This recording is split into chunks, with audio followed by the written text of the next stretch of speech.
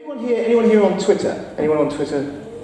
No, not many of you. Okay, well that's interesting, because if you're not on Twitter, my very strong advice would be, don't go on it, okay?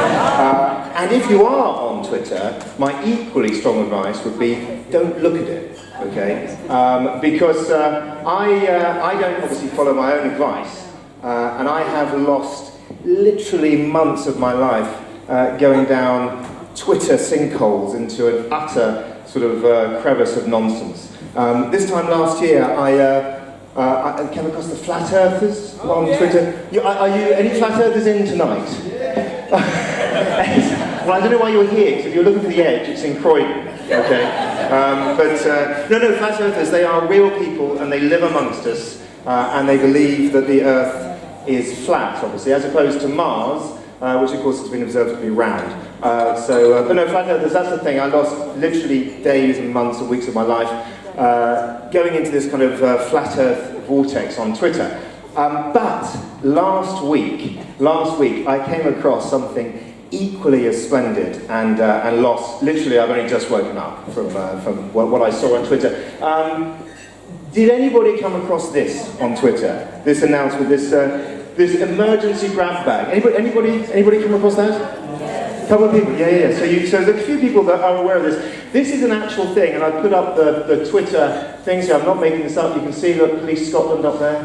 And this is a grab and go bag. This was part of apparently Preparedness Month that happens every September, so the police say. Only this was the first time they've ever done this. So, and this was an emergency grab and go bag that they recommend that we all have, okay? I don't know if this is linked to Brexit, but you know.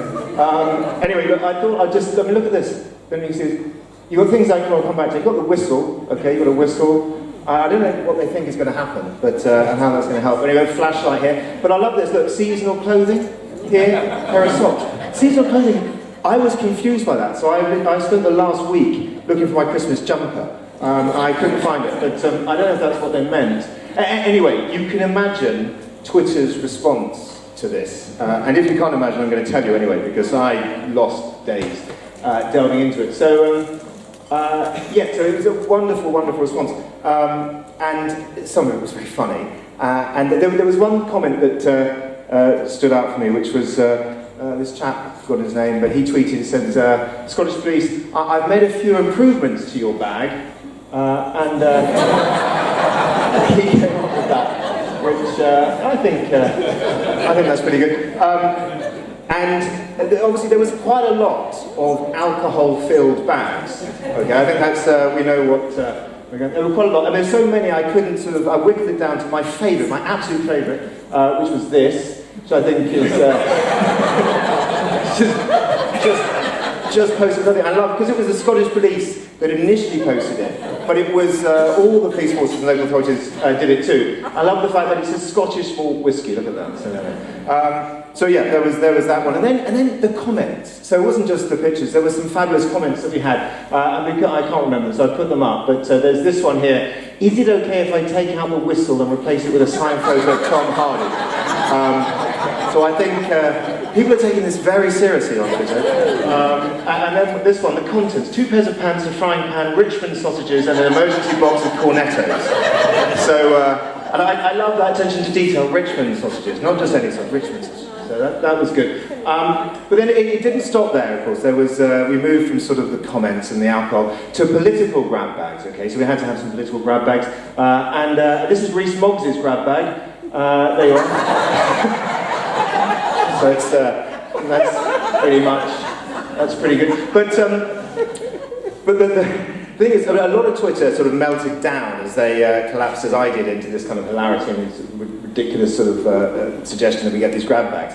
Some of Twitter took it very seriously and got very panicked and very alarmed. So then the police stepped back in and they intervened and they said, no, it's okay, look. And what they did to try and resolve the situation and calm it down is they brought in the experts. It's a bad move, because things then went from bad to worse, because they got Bear Grylls involved. And I don't know about you, but he's always been something of a disappointment to me, ever since I found out he's not an actual bear. Anyway, of course, based on his years of experience making action, adventure, survivalist films from the comfort and safety of a five-star hotel. What they did is they asked him, what would you put in your grab bag?